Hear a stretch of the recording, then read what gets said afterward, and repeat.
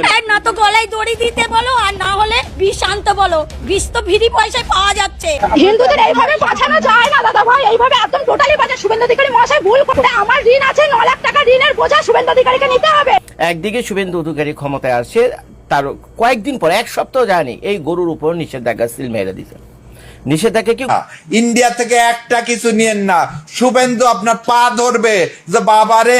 আরে ইসলামের মধ্যে কোথাও নেই যে গরু কুরবানি করতে হবে, গরুই দিতে হবে, এরকম নেই। কোরআনে কোথাও নেই যে শুধু গরুই হত্যা করতে হবে। বন্ধ করে দিন। দর্শক, প্রতিনিয়ত বাংলাদেশের সকল আপডেট খবরাখবর আমরা তুলে ধরার চেষ্টা করেছি। ভিডিওর গুরুত্বপূর্ণ অংশ বিশেষ ইতিমধ্যে আপনারা দেখেছেন, আরো কিছু গুরুত্বপূর্ণ তথ্য আমাদের হাতে রয়েছে, সেগুলো দেখিয়ে দেব। তার আগে অনুরোধ করব, প্রতি মুহূর্তে আপডেট জানতে সাবস্ক্রাইব করবেন আমাদের চ্যানেলটি। কথা বাড়াবো না, চলুন আমরা আগে ভিডিওটি দেখে আসি। গোহত্যা বন্ধ, চারিদিকে এমনই খবর ছড়িয়ে পড়েছে। আর গোহত্যা করা যাবে না, কোরবানির ঈদেও কোরবানি করা যাবে না, এমনই একটা বিভ্রান্তিকর খবর চারিদিকে ছড়িয়ে পড়েছে। আমাদের পশ্চিমবঙ্গের নূতন সরকার গঠন হওয়ার পর যে নির্দেশিকা জারি করেছে, সেই নির্দেশিকাটা আসলে সবাই ভালোভাবে না জানার কারণে চারিদিকে একটা বিভ্রান্ত তৈরি হয়েছে। তাই বাধ্য হয়ে আজকের এই ভিডিওটা আমি করছি, সকলের বিভ্রান্তি দূর করার জন্য।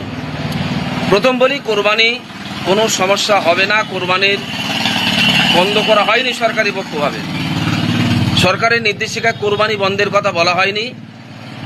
কোথাও কোরবানি করার কথা যে নিষেধ করা হয়েছে এরকম কিছু নয়। প্রথম ভুলটা আমরা যেটা করছি যে কোরবানি বোধহয় বন্ধ হয়ে গেছে, না, কোরবানি বন্ধ নয়, আপনি কোরবানি করতে পারবেন। দ্বিতীয়ত হলো, গোহত্যাও বন্ধ হয়নি। দ্বিতীয়ত, গোহত্যাও বন্ধ করেননি সরকার, শুধুমাত্র একটা নির্দেশিকা জারি করেছে। এই নির্দেশিকাটা সরকারের নূতন নয়, 1950 সালের আইন, এটা ভারতবর্ষের আইন। সেই আইনটা এতদিন আমাদের পশ্চিমবাংলায় ছিল না। অন্যান্য সরকার, পূর্বে যেই সরকারগুলি ছিল তারা এই আইনটাকে লাগু করেননি। বর্তমান ভারতীয় জনতা পার্টি নূতন সরকার গঠন করে এই নির্দেশিকাটা জারি করলেন। এটা নূতন কিছু নয়, সরকারের নূতন তৈরি আইন নয়, এটা 1950 সালের আইন। আবার রিপিট করছি, 1950 সালের আইন এটি।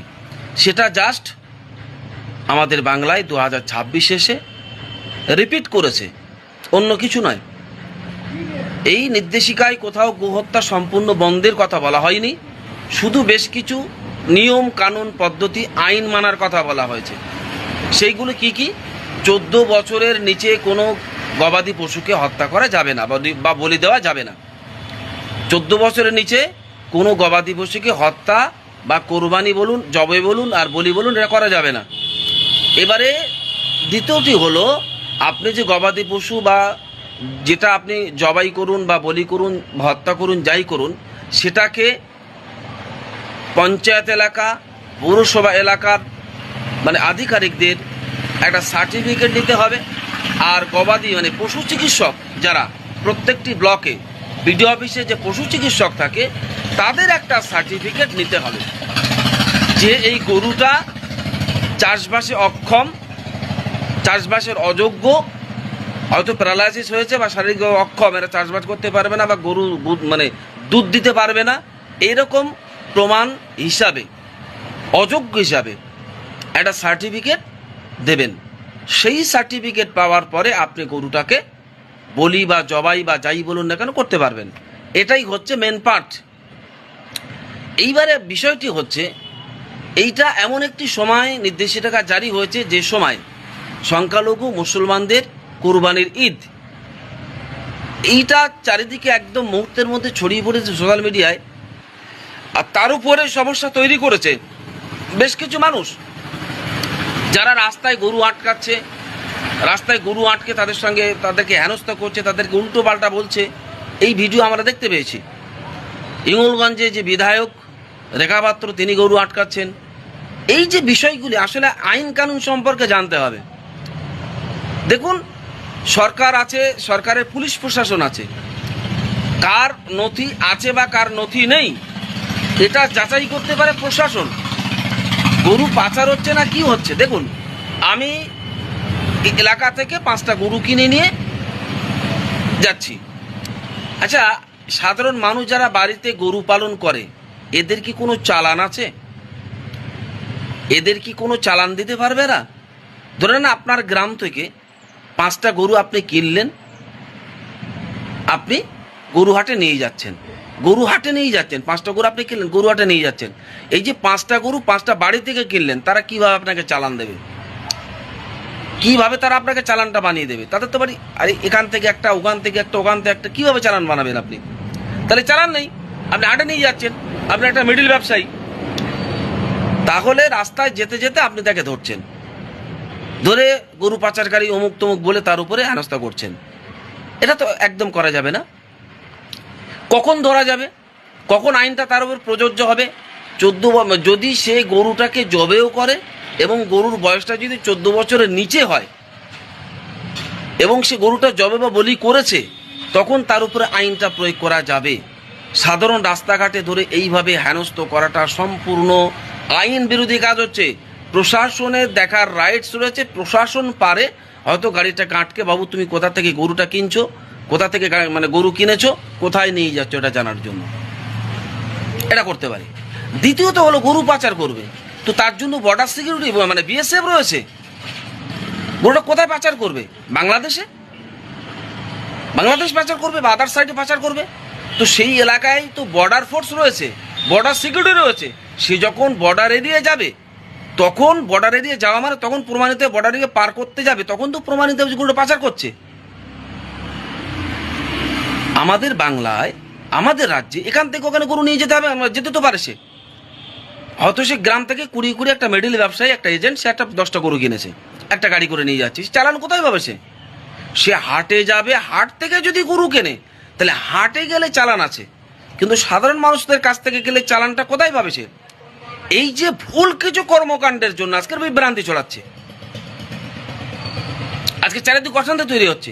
এই গোরক্ষকদের তাণ্ডবে অনেক মানুষে ভুল সিদ্ধান্তের কারণে গোরক্ষকদের অনেক মানুষকে মারধর করা হয়েছে বিভিন্ন রাজ্যে, আমরা দেখেছি। সেটা বাংলায় ঘটতে চলেছিল। আমি বর্তমান বঙ্গ সরকারকে, নূতন সরকারকে ধন্যবাদ জানাবো যে দ্রুত বিষয়টি ট্যাকেল করছেন, প্রশাসন ট্যাকেল করছেন, প্রশাসন পদক্ষেপ নিচ্ছেন, ধন্যবাদ জানাচ্ছি। এই ধরনের তাণ্ডব, এই ধরনের কাজ চলবে না বাংলায়। কেউ আইন হাতে তুলে নিতে পারে না। আইন প্রণয়ন, আইনের কাজ দেখার দায়িত্ব প্রশাসনের, সাধারণ মানুষের নয়। তাই বলে পুলিশ হেনস্থা করতে পারে না। সাধারণ কেউ গরু নিয়ে গেল, পুলিশ তাকে জিজ্ঞাসাবাদ করে ছেড়ে দিতে হবে, কারণ সে কিন্তু বর্ডার এরিয়া ঢোকেনি, বর্ডার এরিয়া পার করতে যাচ্ছে না। বর্ডার এরিয়া যখন পার করবে তখন পাচার করছে বলে প্রমাণিত হবে, তার আগে নয়। বিষয়টা ভালো করে আবার ক্লিয়ার করছি। 10টা গরু একটা পাড়া থেকে কিনেছে, এর বাড়ি থেকে ওর বাড়ি থেকে ওর বাড়িতে 10 জনের কাছ থেকে 10টা গরু কিনেছে। এদের চালানটা দেবে কে? গরু হাট থেকে যদি আমি গরু কিনে বাড়ি নিয়ে আসি, তখন গরু হাট থেকে আমি চালান পাবো, কিন্তু সাধারণ গ্রামবাসীদের পক্ষ থেকে এ বাড়ি ও বাড়ি, ধরুন আপনি গরু পালন করেছে, আপনি আমাকে চালান দিতে পারবেন? কিভাবে দেবেন চালান? এটা কি মাথায় আসছে না? এটা খালি রাজনীতি হচ্ছে। এই বিষয়গুলি পরিষ্কার হতে হবে, ক্লিয়ার হতে হবে। বিভ্রান্ত ছড়ালে চলবে না, সমাজে হাঙ্গামা তৈরি করলে চলবে না। ঠিক এইরকম একটি বিভ্রান্ত চারিদিকে ছড়িয়ে পড়েছে। সংখ্যালঘু মুসলমানরা গরু কেনা বন্ধ করে দিয়েছে। এইবার যারা গো পালনকারী, যারা গরু পালন করে, কেউ খাটাল ব্যবসায়ী, নানান রকম ব্যবসায়ী, তারা এই কোরবানিতে গরু বিক্রি করে, কেউ বন্ধন থেকে বিভিন্ন জায়গা থেকে লোন নিয়ে রেখেছে, তারা সেটাকে পরিশোধ করবে। এইবারে গরু যদি না কিনতে পারে মুসলমানরা, তাহলে একমাত্র কোরবানিতে তার মুসলিমরা তো কোরবানি করে নাকি? তো এরা যদি গরু কিনতে গিয়ে রাস্তায় হেনস্থ হয়, মারধর খায়, এরা গরু কিনতে যাবে কেন? আর গরু যখন কিনতে না যাচ্ছে, তখন গরু বিক্রি হচ্ছে না। যারা খাটাল ব্যবসায়ী, যারা গোপালনকারী, তারা বিক্ষোভ শুরু করে দিয়েছে, আমরা এবার কী করবো, আমাদের মাথার উপরে দেনা। কেউ হয়তো এখান থেকে 5 লাখ, 2 লাখ, 3 লাখ, 1 লাখ এইভাবে লোন নিয়ে তারা খাটালে এসে গরুগুলো তুলেছিল। তারা জানে কোরবানিতে বিক্রি করে আবার টাকাগুলো উসুল করে দেবো, তারা সেটা পারছে না, চারিদিকে বিক্ষোভ তৈরি হচ্ছে। আমার কাছে ভিডিও সেভ রয়েছে। অনেক মানুষ বলছে আমাদের আত্মহত্যা করতে হবে, মারা যাবো আমরা, মরতে হবে, আমাদের উপায় নেই, লোন পরিশোধ করতে পারবো না। রাজ্য সরকারের কাছে অনুরোধ করছে, শিথিল করে দিন আইনটা, শিথিল করে দিন আইনটাকে, করে দিন মানে যে কোনোভাবে আমাদের গরু বিক্রি করার ব্যবস্থা করে দিন, যাতে কোরবানিতে মানে গরু কিনতে পারে। বেশ কিছু পুলিশ আধিকারিক মানুষকে ভুল বোঝাচ্ছে। দেখুন, এই যে 1950 সালের আইন করা হয়েছে, 1950 সালের আইনে ধর্মীয় ক্ষেত্রে কিন্তু ছাড় দেওয়া হয়েছে, ধর্মীয় ক্ষেত্রে কিন্তু অনেকটা ছাড় দেওয়া হয়েছে। সেটা কিন্তু অনেক পুলিশ আধিকারিক বলছে না, আবার অনেক পুলিশ আধিকারিক তারা ক্লিয়ার করে বলছে। এই নানান রকম বিভ্রান্তের মাঝখান দিয়ে একটা আমাদের রাজ্যে নানান রকম একটা এই গোহত্যা নিয়ে বিশাল একটা চলছে, হাওয়া চলছে, ভুল ভ্রান্তি মানুষের মধ্যে চলে আসছে। আমি সকলকে আশ্বস্ত করব, ভুল ভ্রান্তির মধ্যে পা দেবেন না। কুরবানি আপনারা করবেন, তবে আইনবিধি যেভাবে রয়েছে মানুন, কোনো অসুবিধা নেই। আশা করি প্রশাসন সহযোগিতা করবে। আর আরেকটা কথা বলি, যদি আপনার মনে হয় যে আমার গরু আনতে অসুবিধে, কিনতে অসুবিধা, আরে ইসলামের মধ্যে কোথাও নেই যে গরু কুরবানি করতে হবে, গরুই দিতে হবে, এরকম নেই। কোরআনে কোথাও নেই যে শুধু গরুই হত্যা করতে হবে। বন্ধ করে দিন হত্যা। আমি ব্যক্তিগতভাবে এই যে নিয়মবিধি চালু করেছে আমি স্বাগত জানাচ্ছি। আমি সমস্ত মুসলিম ভাইদের কাছে বলবো, যারা গরু কুরবানি দেন, এবার ছাগল কুরবানি দেন, ছাগল দেন। আপনি দেখা যাচ্ছে 30,000 টাকাটা গরু কিনছেন, আপনি 3 পিস ছাগল দেন, কোনো অসুবিধা নেই। হত্যা করতে হবে এরকম কোনো ব্যাপার নেই, বন্ধ করে দিন, একদম বন্ধ করে দিন। স্বাগত জানাচ্ছি, মানে যে গোহত্যা নিয়ন্ত্রণের আইনকে স্বাগত জানাচ্ছি। বিভ্রান্ত থেকে দূরে থাকুন, বিভ্রান্ত ছড়াবেন না, শান্তি বজায় রাখুন, সব কিছু ঠিক থাকবে। সরকারিভাবে কোনো নির্দেশিকা নেই যে গোহত্যা বন্ধ করা হয়েছে বা কোরবানির ঈদে গরু কোরবানি করতে দেব না, এরকম সরকার কিন্তু বলেননি। এই বিভ্রান্তিটা ছড়াবেন না। আইন মেনে কোরবানি করা যাবে। ধর্মীয় ক্ষেত্রে ছাড়ের কথা বলা রয়েছে 1950 সালের আইনে। আপনারা আইনটাকে ভালো করে অ্যাডভোকেট দিয়ে রিপ্লাই করুন, দেখুন, বুঝুন আইনটাকে। উৎসবের ক্ষেত্রে, ধর্মীয় উৎসবের ক্ষেত্রে বা বলির ক্ষেত্রে, বিশেষ কিছু ক্ষেত্রে প্রশাসন মনে করলে ছাড় দিতে পারে, আইনে বলা রয়েছে। আমি বলছেন আইনে বলা রয়েছে। এই বিভ্রান্ত থেকে দূরে থাকুন, সমাজে বিভ্রান্ত করবেন না, আর কোনো প্রকার ভুল ভাল বার্তা ছড়াবেন না, কোনো প্রকার এমন কিছু কথা বলবেন না যাতে সমাজে বিভাজন তৈরি হয়, দাঙ্গা তৈরি হয়। ভালো থাকুন, সুস্থ থাকুন। কিছু অতিরিক্ত ভালো না, কোনো কিছুই অতিরিক্ত ভালো না। যখন ভারতের পশ্চিমবঙ্গে নরেন্দ্র মোদী সাহেবের জয় শ্রীরাম সরকার প্রতিষ্ঠিত হলো শুভেন্দু অধিকারী সাহেবের মাধ্যমে, তখন আমি বলেছিলাম ভিডিও করে যে একদিকে বাংলাদেশের কিছু উগ্রবাদী লোকজন আছে, তো এটা তো চলছে দীর্ঘদিন ধরে। এখন পাশাপাশি যদি ভারতের পশ্চিমবঙ্গে একেবারে বাংলাদেশের বর্ডার ঘেঁষে সেখানেও যদি উগ্রবাদী হিন্দু দল আর ক্ষমতায় আসে, তাহলে দুই উগ্রবাদী যদি একসাথে হয়, অর্থাৎ কি পেট্রোল আর আগুন, নাকি ভালো উদাহরণ, পেট্রোল আর আগুন। তো পেট্রোল বাংলাদেশের উগ্রবাদীরা, আচ্ছা ঠিক আছে, আর আগুনকে পশ্চিমবঙ্গের উগ্রবাদীরা। আপনারা যদি চেঞ্জ করতে চান, ওয়ার্ড চেঞ্জ করতে পারেন, একটা হোলি হয়, বুঝছেন, আগুন পেট্রোল একটা হোলি হয়। তো তারা কি করছে, দুইজন দুই জায়গায় এসে মুখোমুখি দাঁড়াইছে। এখন বাংলাদেশে যদিও বাংলাদেশে ক্ষমতা উগ্রবাদীরা আসেনি, যদি আসতো তাহলে অন্যরকম কাহিনী হতে পারতো, হয়নি। কিন্তু পশ্চিমবঙ্গে চলে আসছে, ক্ষমতায় চলে আসছে, কিন্তু বাংলাদেশে উগ্রবাদীদের প্রভাব আছে। এখন পশ্চিমবঙ্গে আসার পর যা আবার তাই হয়েছে, গরুকে তারা মাতা হিসেবে সম্মান করে, মা হিসেবে সম্মান করে। প্রত্যেকটা ধর্মে ভাই, আমি এমন একজন মানুষ, কোনো ধর্মকে আজও পর্যন্ত আমার জবান দিয়ে কোনো দিন অসম্মান করে কথা বলিনি। কারণ আমি মানুষের বিশ্বাসকে সম্মান করি, মানুষের বিশ্বাস সংস্কৃতি এদেরকে সম্মান করে। এটা তার ব্যক্তিগত ব্যাপার, সে কোন ধর্মের অনুসারী, কে সে কোন সংস্কৃতি মানে, কোন সিস্টেম মানে বা মানে না, এটা তার ব্যক্তিগত ব্যাপার। সে দেশে সরকার দেখবে। এবং আমার উচিত, আমি যেহেতু পৃথিবীর বিভিন্ন দেশে মাঝে মধ্যে ভ্রমণ করি, তো কাজে প্রত্যেক ধর্মের প্রত্যেক সংস্কৃতির লোককে সম্মান করাই আমার কাজ। আমি সেটাই করি, আমার জবান দিয়ে কোনোদিন ছিল নি কাউকে অসম্মান করে কথা বলছি কোনো ধর্মের লোকদের। তো এখন এই যে ভারতে যে জয় শ্রীরাম সরকার প্রতিষ্ঠিত হয়েছে, তো আসার পর স্বাভাবিকভাবে যে কোনো উগ্রবাদী হিন্দু দল আইসা তাদের যে রুলস অ্যান্ড রেগুলেশন রিচুয়ালগুলো আছে সেগুলোই তারা কি করবে, ইমপ্লিমেন্ট করার চেষ্টা করবে। আর এগুলো যদি কেউ কমপ্লায়েন্স না করে, মানে মেনে না চলে, তা তাদের বিরুদ্ধে কঠিন শাস্তির ব্যবস্থা করবে। তাই হয়েছে। একদিকে শুভেন্দু অধিকারী ক্ষমতায় আসছে, তার কয়েকদিন পর, এক সপ্তাহ যায়নি, এই গরুর উপর নিষেধাজ্ঞা সিল মেরে দিছে। নিষেধাজ্ঞা কি, গরুর বয়স 14 বছর হইতে হবে, 14 বছরের আগে কোনো গরু কাটা যাবে না, কুরবানি দেওয়া যাবে না। এখনো কুরবানি ঈদের জন্য আলাদা নিয়ম রাখেনি শুভেন্দু সাহেব। আর সাধারণভাবে ওই যে কসাইখানায় সারা বছর ধরে যে গরু জবাই হয় গরু খাওয়ার জন্য, বুঝছেন, সেটার জন্য কোনো আলাদা নিয়ম রাখেনি। মানে গরু জবাই, সেটা কুরবানির জন্য জবাই করেন, বা ওই যে অন্যান্য সময় কসাইখানায় জবাই করেন সারা বছর ধরে খাওয়ার জন্য। নতুন আইন কি করছে, গরু যদি কোনো কারণে অসুস্থ হয়, গরু যদি কি ডিসেবল হয়, বুঝছেন, এইসব নানান কারণ যদি থাকে, তাহলে 14 বছর বয়সের কমের 14 বছর বয়স হয়নি এমন গরুকে আপনি কাটতে পারবেন। কিন্তু সাধারণ স্বাভাবিক হৃষ্টপুষ্ট, বুঝছো, ঠান্ডা মার্কা যেসব গরুগুলো আছে তাদের বয়স মিনিমাম 14 বছর হতে হবে। 14 বছরের নিচে গরু কাটতে পারবেন না। তারপরে গরু কাটার জন্য হেড সার্টিফিকেট লাগবে, সেই সার্টিফিকেট লাগবে, গরু খানার জন্য সুনির্দিষ্ট জায়গা লাগবে, সবই ঠিক আছে, ওগুলো ঠিক আছে। তারপরে ওই যদি আইন না মানেন তাহলে 6 মাসে জেল, 1000 টাকা জরিমানা, এই তো গেছে। তারপরে আবার দ্বিতীয়ত ফেসবুক ইউটিউবে ভিডিও ছড়ায় পড়ছে, কেউ যদি গরু কাটে, কোনো জায়গায় যদি গরু কাটার এরকম কাহিনী ঘটে, তাহলে এই শিবসেনারা গিয়ে সেখানে মানে কাহিনী করে ফেলাবে, বুঝছেন? শিবসেনারা সেখানে কাহিনী করে, অসংখ্য ভিডিও ফেসবুক ইউটিউব আছে। এখন উগ্রবাদী কোনো দল যদি ক্ষমতায় আসে, এটাই হওয়ার স্বাভাবিক, এটাই হওয়ার স্বাভাবিক, পৃথিবীর সব দেশে কম বেশি এটাই হয়, ভারতেও তাই হয়েছে। এখন আমি জানি না নরেন্দ্র মোদী সাহেব তো এখন সেন্ট্রালে বসে রয়েছে, উনি এটাকে কীভাবে কী কন্ট্রোল করবেন। তো এখন এই ভয়ে একদিকে তো শিবসেনাদের হুমকি যে গরু খাইবি তো একেবারে গরু পেট দেবে, মানে যেদিক দিয়ে খাইবো দিক দিয়ে গরু বের করে ফেলাম, অনেকটা মুখের ভাষা এরকম, হুবহু এভাবে বলছে কিনা তা জানি না, মানে ভাষাটা অনেকটা এরকম, যে দিক দিয়ে গরু খাইবি উল্টা দিক দিয়ে গরু বের করে ফেলাম। আচ্ছা, এই গেলে এটা। দ্বিতীয় কথা হলো, গরু যেহেতু অনেক সম্মানজনক একটা পশু হিন্দু সম্প্রদায়ের জন্য, তো যার ফলে তারা গরু কাটা, গরু খাওয়াকে নিরুৎসাহিত করার জন্য যা যা করা দরকার ওইভাবেই তাদের আইনকে ডিজাইন করছে।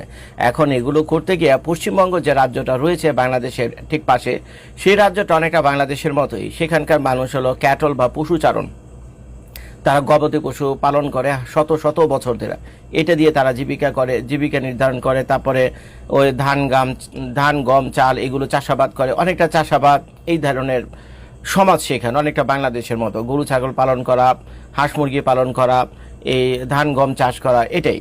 তো এখন যারা কিনা শত শত বছর ধরে এই গরু লালন পালন করে আসতেছে, এবং যখন নাকি কুরবানি ঈদের সময় আসে তখন একটা ভালো দামে গরুটা বিক্রি করে, সারা বছরের লসটা তাদের পুষিয়ে যায় এবং তারা কিছুটা লাভও করে। মনে করেন একটা গরুর পিছনে সারা বছর তাদের খরচ হয়েছে কত টাকা, সারা বছর একটা গরুর পিছনে খরচ হয়েছে 5,000 টাকা, দেখা গেল কুরবানি ঈদের সময় উদাহরণ দিতে গিয়ে বলতেছে 5,000 টাকা তো আজকাল গরু নাই, জাস্ট বলার জন্য বলতেছি, যে বিক্রি করলে হলো 15,000 টাকা, তাহলে বছরে তার 10,000 টাকা লাভ হইলো। তো এরকম যদি 10টা গরু সে সারা বছর ধরে পারে, বছরে তার 1 লাখ টাকা লাভ হলো। এখন এক একটা গরু যদি 1 লাখ টাকা হয়, তো এক একটা গরুতে যদি 50,000 টাকা করে লাভ করে, তো 10টা গরুতে তার 5 লাখ টাকা লাভ হইলো।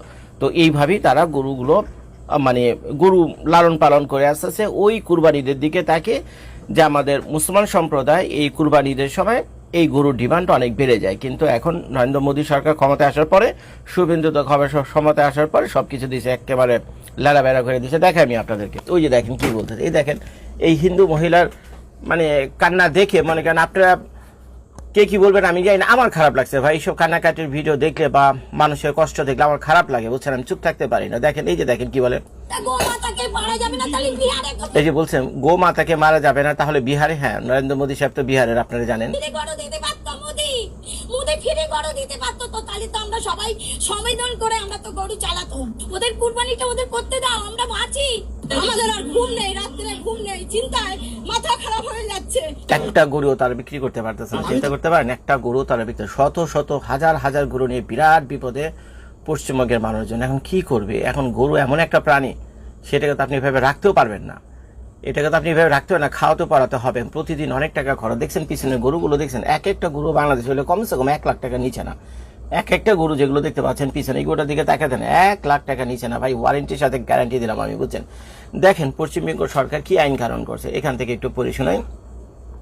দেখেন, পশ্চিমবঙ্গে প্রকাশ্যে যে কোনো ধরনের গবাদি পশু, গরু, ষাঁড়, বাছুর, মহিষ ইত্যাদি জবাই করা সম্পূর্ণ নিষিদ্ধ করা হয়েছে এবং জবাইয়ের আগে সরকারি শংসাপত্র বা ফিটনেস সার্টিফিকেট নেওয়া বাধ্যতামূলক করা হয়েছে। 2026 সালের মে মাসে পশ্চিমবঙ্গের নতুন বিজেপি সরকারের পক্ষ থেকে West Bengal animal slaughter control act 1950, বুঝছেন, এটাকে কঠোরভাবে কার্যকর করা হয়েছে। এখন দেখেন এই শংসাপত্র বা সার্টিফিকেট, ফিটনেস সার্টিফিকেট নিতে হলে কি কি লাগে এইখান থেকে দেখেন। ভাই এই আইন কানুন পাইলা, এই আইন কানুন মাইনা কারো পক্ষে গরু খাওয়া সম্ভব না, বুঝছেন? দেখেন কি লিখছে, ফিটনেস সার্টিফিকেট, কোন পশু, গরু, বলদ, বাছুর, ষাঁড়, মাদি ও পুরুষ। Can you turn your sound off a little bit, George? George, can you turn your sound off? I am making a video.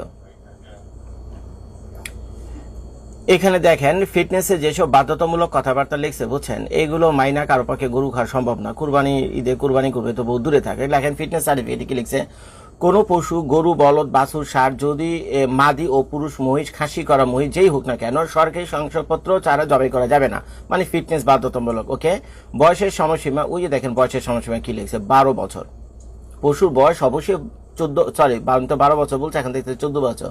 14 বছর বা তার বেশি হতে হবে, কাজের অনুপযুক্ত, সংশয়পত্র বা ফিটনেসে আঘাত, বিকলাঙ্গতা বা কোনো নিরাময় অযোগ্য রোগের কারণে স্থায়ীভাবে কাজ বা প্রজনন ক্ষমতা হারিয়েছে, এই ধরনের গরুকেও 14 বছরের কম বয়সে তাকে করতে পারে। তারপরে অনুমোদিত কষাইখানে আছে, খোলা জায়গায় নিষেধাজ্ঞা, তারপরে পরিদর্শকে বাধা নিষেধ, যদি কোনো ইন্সপেক্টর যায় আপনি কোনো বাধা দিতে পারবেন না। গরুর ইন্সপেকশনের ব্যাপারে যদি বাধা দেন তাহলে 1000 টাকা জরিমানা অথবা 6 মাসের জেল, কারাদণ্ড, জরিমানা, মামলার প্রকৃতি পুরা কাহিনী হয়ে গেছে এখানে।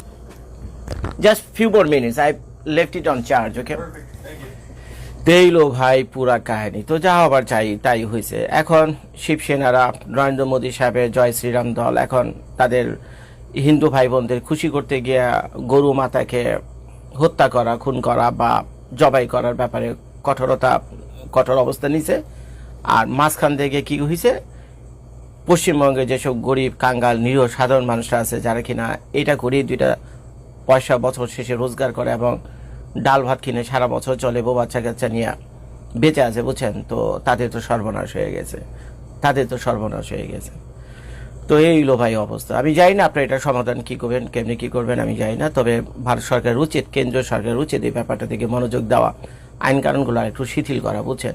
আপনারা যদি সারাদিন ভয়ভীতি দেখান যেখানে গরু কাটবে, সে যার কিনা গরু কাটছে তো তাদেরকে আপনারা এই করে ফেলবেন সেই করে ফেলবেন, তা আপনাদের দলের লোকজন যদি এইসব বলে তো সাধারণ মানুষ তো ভাই প্রাণের জীবনের মায়া কান্না আছে, কেউ তো ভাই এগুলো করতে যাবে না। এগুলো করার না অর্থ হলো গরু কাটা বন্ধ হয়ে যাবে, গরু কেনা বন্ধ হয়ে যাবে, আর গরু কেনা বন্ধ হয়ে যাবে হাজার হাজার হাজার হাজার মানুষ পথের ফকির হবে। এই ব্যাপারটা আপনাকে বুঝতে হবে। দেখেন এখন কেমনি কি করবেন। আসসালামু আলাইকুম। জয় শ্রীরাম, নমস্কার সকলকে।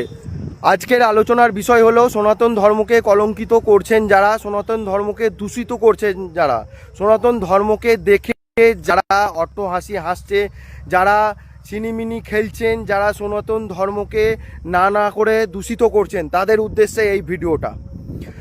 নাম্বার 1, জয় শ্রীরাম বলে মসজিদের বাইরে চেঁচানো যাবে না। মসজিদ দেখে আপনি জয় শ্রীরাম করে চেঁচাবেন, কোনো মুসলিম ধর্মের মানুষকে দেখে আপনি জয় শ্রীরাম বলে চেঁচাবেন, তাকে জোর করে জয় শ্রীরাম বলা করাবেন, এটা কখনোই সনাতন ধর্ম শেখায় না।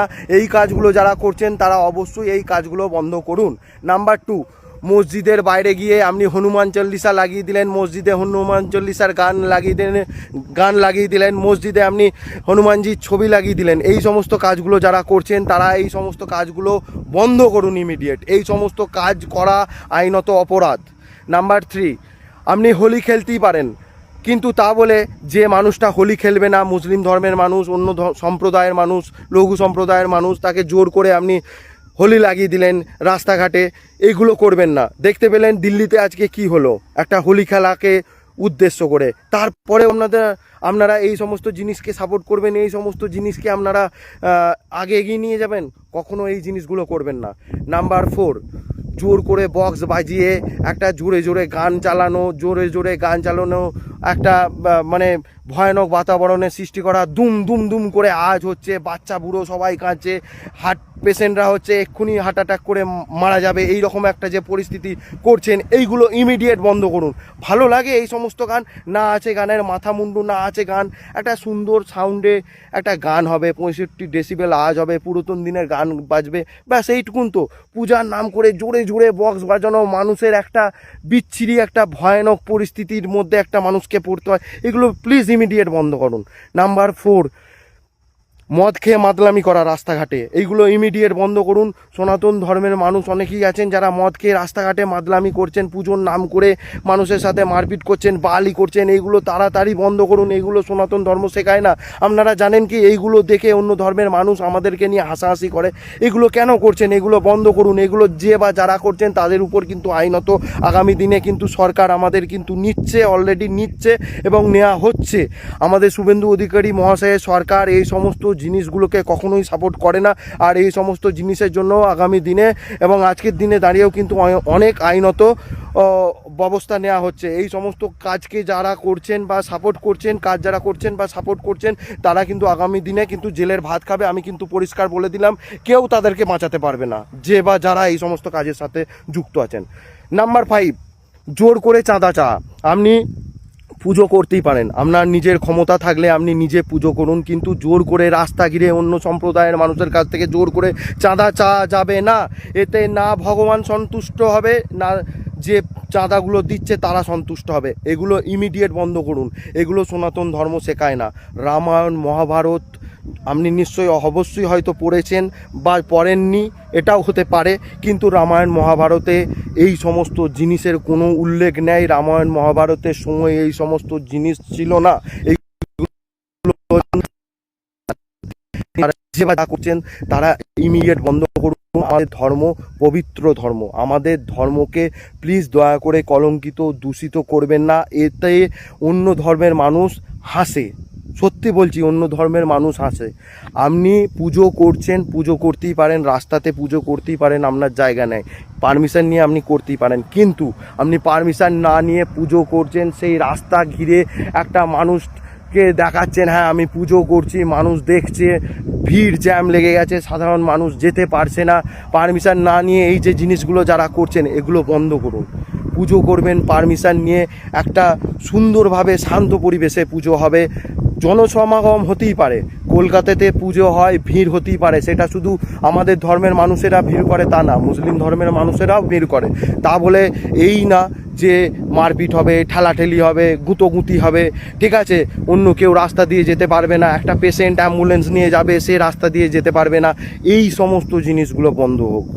আমি চাই ভদ্রভাবে শান্ত পরিবেশে কারোর যাতে না প্রবলেম হয় সেই দিকটা মাথায় রেখে সমস্ত কাজ করবেন।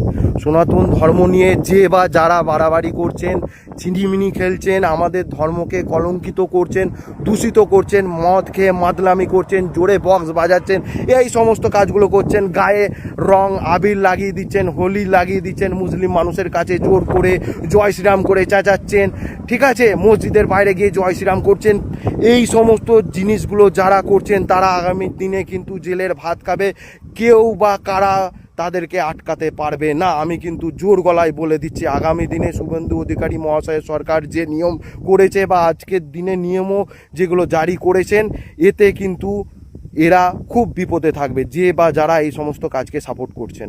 তো আমি চাই সবাই সুষ্ঠুভাবে, শান্তিভাবে, শৃঙ্খলভাবে সনাতন ধর্মকে বজায় রাখুন, পালন করুন। আমাদের ধর্মকে দেখে অন্য কেউ যাতে হাসাহাসি ঠাট্টা মজা যাতে না করে সেই দিকটা কিন্তু মাথায় রাখবেন, এটা আপনারও দায়িত্ব। তো জয় শ্রীরাম, হর হর মহাদেব, সবাই ভালো থাকবেন, সুস্থ থাকবেন, ভারত মাতা কি জয়, মোদিজিজি জিন্দাবাদ, শুভেন্দু অধিকারী মহাশয় জিন্দাবাদ, নরেন্দ্র মোদী জিন্দাবাদ, অমিত শাহ